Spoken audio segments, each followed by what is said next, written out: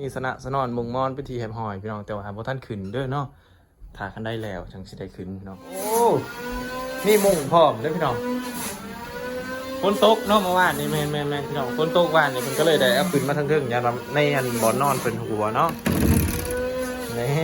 พี่น้องพอจะเปิดหน้าต่างแจ้งสว่างปานกลางเว้นเพิ่นว่าก็น่าสิเอิ้นแม่คันได้เนาะ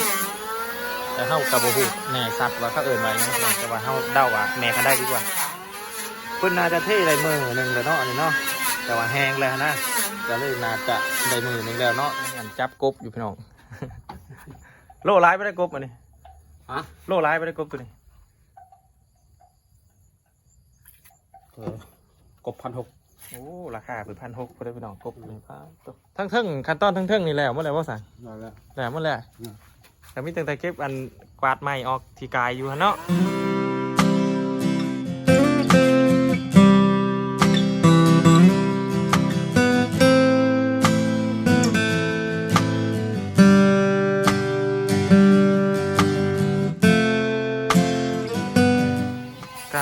สวัสดีพ่อแม่พี่น้องทั้งฝั่งไทยและก็กราบสบายดีพ่อแม่พี่น้องทั้งฝั่งลาวเนาะแล้วก็ขอกราบสบายดีพ่อแม่พี่น้องที่หับส้มหับบึงอยู่ต่างประเทศเนาะพี่น้องเนาะยินดีต้อนรับทุกท่านเข้าสู่ช่อง YouTube เบาลาหน่อยคือเก่าเนาะทุกคนเนาะเมื่อนี้เบาลาหน่อยกสิภาพ่อแม่พี่น้องมาอัปเดตเนาะเพื่อนของท้องแม่ลูกเนาะแต่ที่เพื่อนของแม่ทำตาและก็น้องแน่นหน้าเนาะทุกคนเนาะตอนนี้สร้างเพื่อนกำลังเล็งมือเนาะพี่น้องสร้างให้มันแล้วมันสวยเนาะจากที่เขาสังเกตเนี่ยกลับมารอบนี้ป้าพี่น้องเอ้ยเพื่อนซานบานซองผืนเป็นหนาเป็นซ่าเป็นร้ายพี่น้องเข้าสิบห้าพี่น้องจะเบิ่งข้างขางเนาะทันได้กับสางเราได้พี่น้องได้เขาเมื่อตอนนั้นยังไม่ทันสางเนาะเดี๋ยวเขาสิบห้าพี่น้องว่าอัปเดตกระไรน้ำรังเนาะแต่ว่าตอนนี้มาเบิ่งภาพร่วมกล้องเพื่อนก่อนพี่น้องเอ้ยโอ้หลังจากผืนม่วงหลังคาเซ็ตซับพี่น้องว้าบโอ้เห็นบ่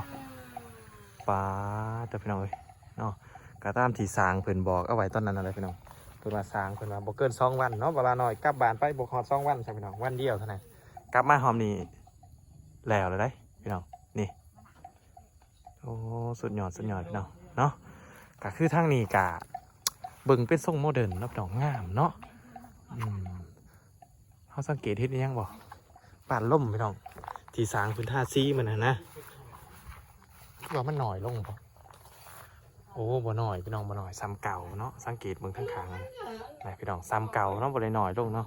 ก็คือมันอยู่สูงพี่น้องแน่มันคือจังหวะหน่อยลงแต่บ่แม่นตอนนี้แม่คำตาเพิ่นก็อยู่เนาะพี่น้องนี่ป้าเถื่อนเพิ่นไปพี่น้องขึ้นไปเบิ่งทั้งทึ่งก่อนได้จังลงมาเบิ่งทั้งหลุมขึ้นมาทั้งทึ่งเป็นที่แหมหอยพี่น้องป้าโธ่โอ้มีสนะสนอนมุงมอนเป็นที่แหมหอยพี่น้องแต่ว่าบ่ทันขึ้นเด้อเนาะถ่ากันได้แล้วจังสิได้ขึ้นเนาะแม่นี่ก็มุ่งเรียบร้อยพี่น้องเลยนี่มุ่งเรียบร้อยเนาะต้นบาลาหน่อยเมื่อกะเพิ่นบ่ทันมุ่งเนาะพี่น้องเนาะเขากลับมาหอมนี่เพิ่นมุ่งแล้วกันลูกซิงยังเพิ่นกระติดซิดซับเรียบร้อยเนาะคลิปสุดท้ายเฮาน่าจะเป็นอันนี้เนาะพี่น้องคือลูกติงฟังนี่เนาะต้นที่บาลาหน่อยเมื่อก็เป็นลูกติงอันนี้คือเพิ่นเฮ็ดเนาะแล้วก็เพิ่นกะได้สานต่อมาเฮ็ดทางในต่อเนาะพี่น้องเนาะเฮ็ดทางในต่อเนาะงามเนาะพี่น้องเนาะเฮ็ดแล้วก็งามเนาะคือว่าเป็นอันเป็นส่งเป็นแจ้ดีพี่น้องนี่เนาะเป็นส่งเป็นแจ้ดีละเอียดดีพี่น้องละเอียดดีเนาะก็สิมีตำหนิเล็กๆน้อยๆเนาะกะให้มันสมบูรณ์แบบกะมันกับเป็นไปบ่ได้พี่น้องกะมีตำหนิเล็กๆน้อยๆกะคือบอลตอกบ่ถึกแนวอะไรพี่น้องกะธรรมดาเนาะอันนี้เพิ่นน่าจะได้เอาออกตอกออกเนาะนี่เนาะเพิ่นเอาไว้เฮ็ดไม้ค้ำซื่อๆตี้อันนี้เนาะน่าจะเป็นไม้ค้ำซื่อๆเพิ่นขึ้นไปทั้งเทิงเลยพี่น้องปานล่มเพิ่นกะทาสีแล้วกับเพิ่นตอกก็เทียมห้อยโอ้นี่มุงพร้อมเด้อพี่น้องฝนตกเนาะเมื่อวานนี่แม่พี่น้องฝนตกวานนี่เพิ่นก็เลยได้เอาขึ้นมาทั้งเทิงอย่างในอันบ่อนนอนเพิ่นหัวเนาะอย่างบ่อนนอนเพิ่นหัวเพิ่นก็เลยเอาขึ้นมาเทิงพี่น้องหลักเปิดประตูหน้าต่างเพิ่นก็นั่ง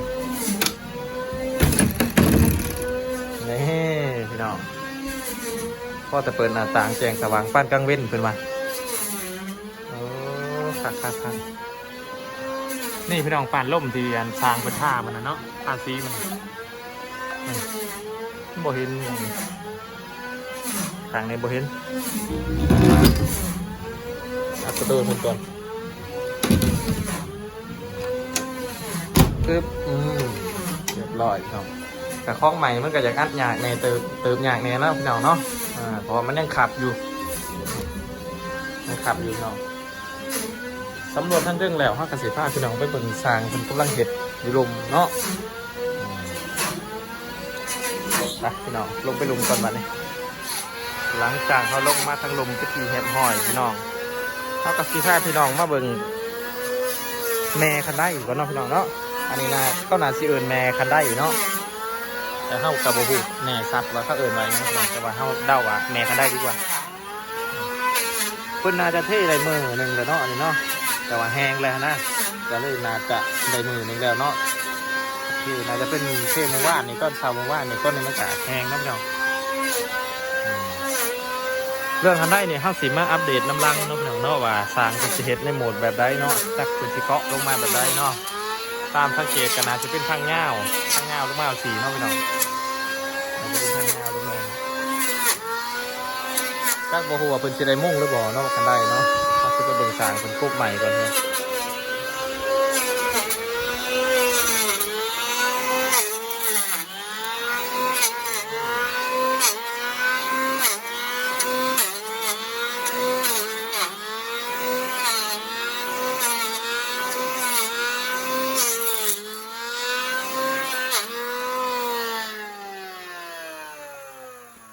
แล้วบ่สร้างกันนะฮะ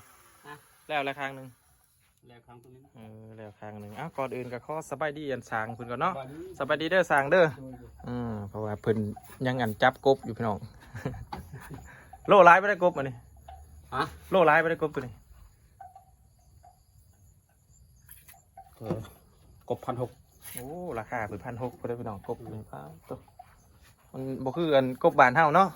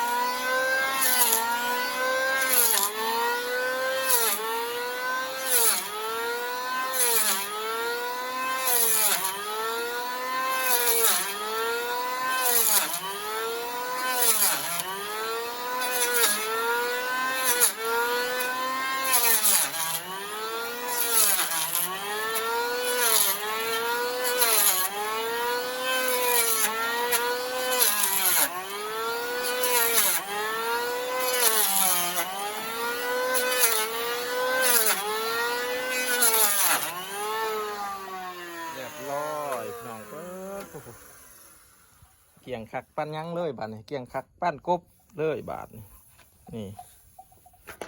สุดยอดอันนี้เพิ่นนั้นเฮ็ดแล้วเลยพี่น้องหดกบแล้วพี่น้อง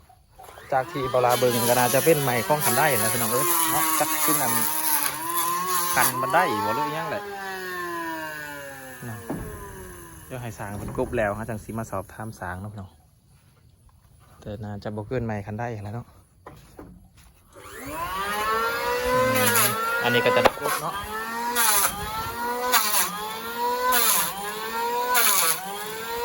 แล้วจะมาทำสางพี่น้องนี่พี่น้องสางเป็นกบแล้ว3 ขางเนาะเหลืออีกขางหนึ่งอันสอบถามในสางมาใหม่นี่สิไปเห็ดบอลอันใดอันนี้บันไดมันนี่เห็ดบันไดแมนบันไดนี่บ่เป็นขันมันตี้ตัวนี้บ่แต่เป็นอันห้องคันทั้งลุมมาหน้าเขาเอินไว้ช่างเกาะคันมานะแมนอันนี้เนี่ยไม่อันส่วนได้ห้องคันได้ตัวแม่ตัวใหญ่เห็นเลยตัวแม่แม่คันได้เนาะแม่ ม่เทียนบอลที่ คันมันนั่นเด้ เฮ็ดคันได้พี่น้อง เขายังไป โอ้อันนี้คันนั่นเนาะนี่เนาะเอาคือว่าเห็นสร้างผู้เดียวมื้อนี้บ่ ยังไปเปลี่ยนไม้อยู่ ไปเปลี่ยนได้ช่างนะ ไม้ตัวนี้แหละเขาส่งมาบ่ครบ โอ้ไปเปลี่ยนใหม่ เออ ใหม่เนี่ยเขาส่งมาบ่ครบเนาะ ยังไปเอาอยู่เขาไปตัดเอาอย่างสองเส้นบ่ อย่าง2 เซน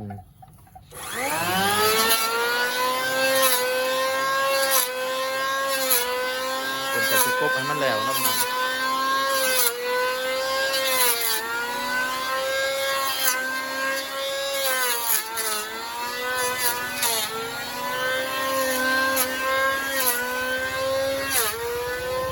มาแล้วสั่งมันมาแล้วสั่งไงมาแล้วเอาสบายดีเด้อสั่งอันใดไม่ใช่เกาะอันนี้ฮะ ต้องมาส่งเขาลงนะฮะไปลงน้ำเข้าฮะเนาะไม่ก็พอดี ใหม่บ่พ่ออันนี้เป็นขันมันบ่ลื่นได้นะ เป็นคันนะ ขันเนาะนี่เนาะ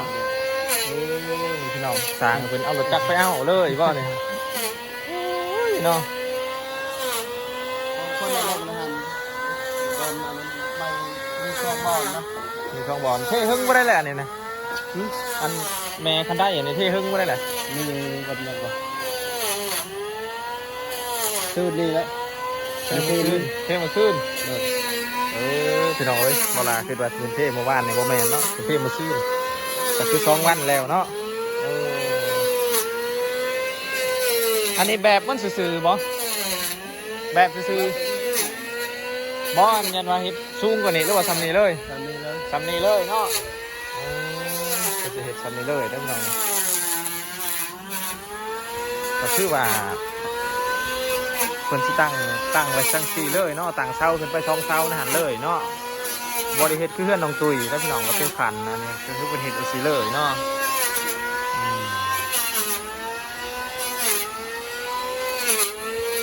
แล้วดินบล็อกอันใดครบหมดแล้ว ดินบอกที่นี่แล้วดินได้ดิน แบบนี้เลยแสดงว่าบริษัทแล้วดินบล็อกนี่ต้องการตั้งงานคันได้ใส่ละกันแล้วเรียบร้อยเลยโอ้ บางคนวางงบไปพอที่ช่องมากแต่พอดีไม่แก้ไง โอ้ งบ งบกับพ่อ แม่เกิดอะไรมีแต่เฮ็ดจำเนาะ โดยผู้กับผู้ใหญ่ว่าเอาจังสี่กับจังสี่น้ำเนาะแล้วเสาด้วยสิเสาคันได้ด้วยบัตร จะกันได้กะ ตัวไหนเสาคันได้ เอาตัวนี้เลย เอาตัวนี้จะ5ตัวนี้แล้วพี่น้อง มันไม่มีลูกติ่งนี่ก็ลูกติ่ง เฮ็ดว่าลูกติงกันคันได้นี่ ฮะ เฮ็ดว่าลูกติง เป็นไรปะ แม่น ตัวนี้แหละเอาตัวนี้แล้ว เอาตัวนี้บ่เห็นลูกติง ล้อลูกติ่งตัวนั้นได้แต่นั้นใส่พายบ้าง เอากะยังแนมบ่เห็นภาพคือเก่าพี่น้องเอ้ย คันบ่ทาให้สร้างเฮ็ดแล้วพุ่นแล้วเนาะเฮาจังสิได้เห็นภาพโอ้อยากให้สร้างเฮ็ดแล้วไว้ได้อยากให้ FC เบิ่งไว้เด้อนี่ เนาะแล้วเนาะมื้อนี้ แล้ว คันได้มื้อนี้แล้วแน่นอนเนาะแต่สิแล้วสร้างแล้วไว้นี่ขึ้นกับอันบรรยากาศธรรมชาติว่าซั่นซะ การมาแล้วเกี่ยวกับไฟรับแบบดี เผื่อไฟดับก็ได้หยุดซ้ำเนาะ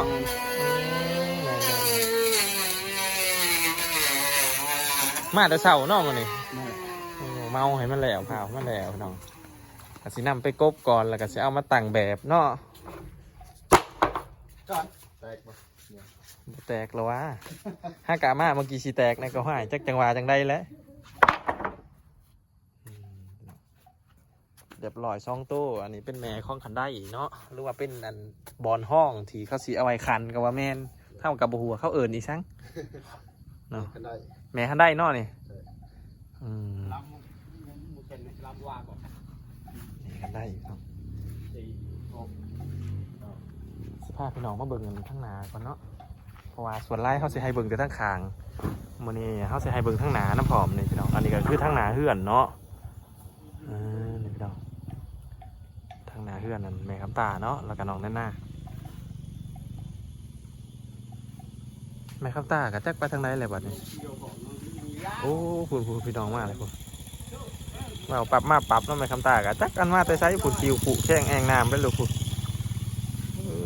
ทุกจังหน่อยแม่เป็นมาจังอันทักทายแม่เป็นเนาะพี่น้องเมื่อกี้ก็เห็นอยู่แต่ว่าจากการอัปเดตเพื่อนให้พี่น้องเบิ่งก็เลยบ่ทันได้ทักทายแม่เป็นเนาะนะครับทักทายน้ำลังก็ได้พี่น้องมาได้ใช้แม่เนี่ยฮะมาแต่ไปข้างไก่อ่ะสบายดีเด้อแม่เด้อโดยข้างไก่ใดมาใช้บัตรนี่ไก่ซื้อไก่สิเลี้ยงนะบ่ไก่บ่าวพรซื้อผูกแขนนี่เด้อโอ้ไก่บ่าวพรซื้อสีมาผูกแขนจักโตกับเพิ่นซื้อ7 โตไก่7 โตเนาะซื้อผูกแขนนั่นสิขึ้นเฮือนนี่บ่หรือวันใดโดนผูกแขนขึ้นเฮือนนี่แล้วมื้อใดกะว่าสิได้ขึ้นเฮือนวันเสาร์มื้อนี้วันยังเนาะมื้อนี้วันอังคารมื้อนี้วันอังคารเนาะวันอังคารกะน่าจะยังอีกกัน4 มื้อมั้งพี่น้องเนาะน่าจะยัง4 มื้อโอ้มาสำรวจอันบอนนอนข้องแม่เพิ่นก่อนว่าบอนเก่าเนาะคือว่าเห็นมุงเห็นมอนขึ้นไปอยู่ถึงหมดแหละเอาขึ้นไปเรียนฝนตกวันนี้มันหัวบ่จังหวะนั้นเอาขึ้นไปอยู่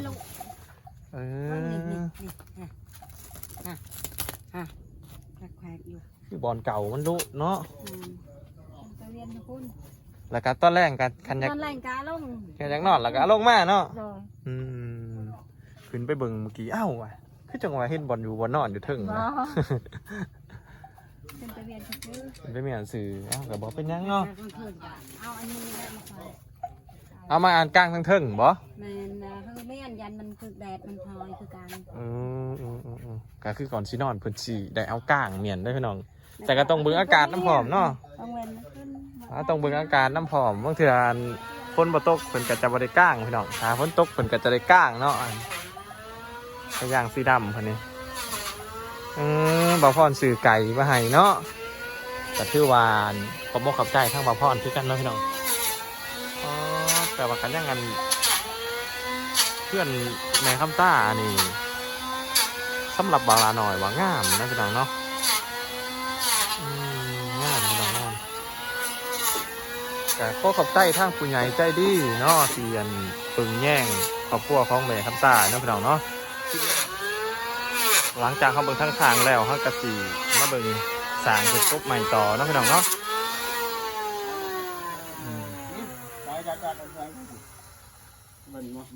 ทั้งขั้นตอนทั้งนี่แล้วเมื่อไรว่าสั่งแล้วเมื่อไรแต่มีตั้งแต่เก็บอันกวาดใหม่ออกทีกายอยู่ฮะเนาะทั้งเพิ่นแล้วเมื่อไรได้พี่น้อง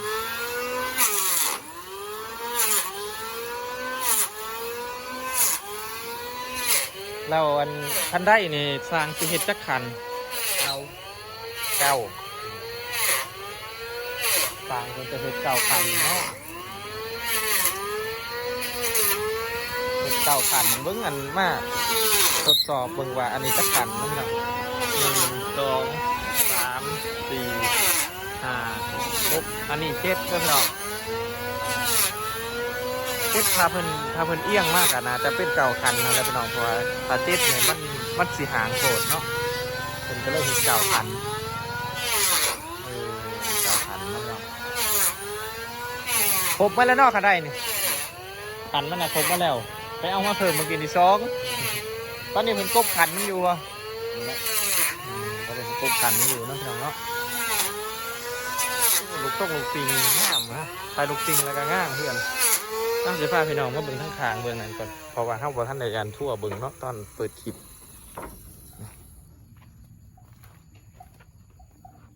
นี่อันนี้คือทางขางเนาะพี่น้องขางอันสวนกล้วยเนาะ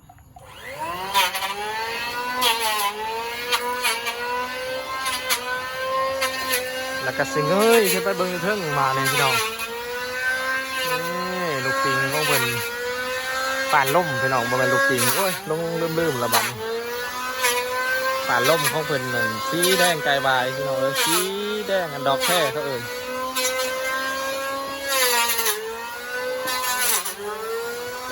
เพิ่นสิเฮ็ดแบบละบัด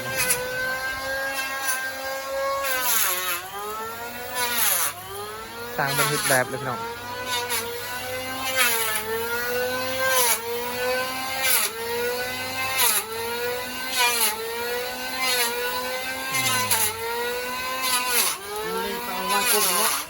โด เราการทำไมกุ้งนี่ใหญ่ทำไมคนคิดว่าคือหลาย แล้วไม่ยังอันนี้ ไม่จิก อันนี้ไม่จิกโอ้มันกระคักแล้วไม่จิก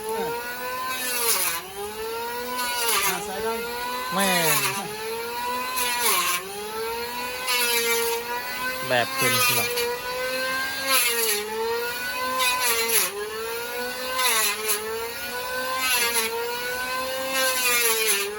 เข้าว่าซีมาอัปเดตให้พี่น้องเบิ่งตอนแรกเนาะก็คือตอนแรกน่าจะเสร็จสิ้นเนาะพี่น้องเรื่องของอันบันไดเนาะส่วนเก็บรายละเอียดเล็กน้อยก็เข้าซีมาอัปเดตให้พี่น้องเบิ่งข้างหลังเนาะพี่น้องเนาะว่าเข้าสีได้ไปหาไอดอลต่อเนาะจังได้กะฝากทุกคนไปติดตามคลิปหน้าเนาะพี่น้องเนาะสำหรับคลิปนี้เบาลาหน่อยสิขอกล่าวคำว่าสบายดีพี่น้อง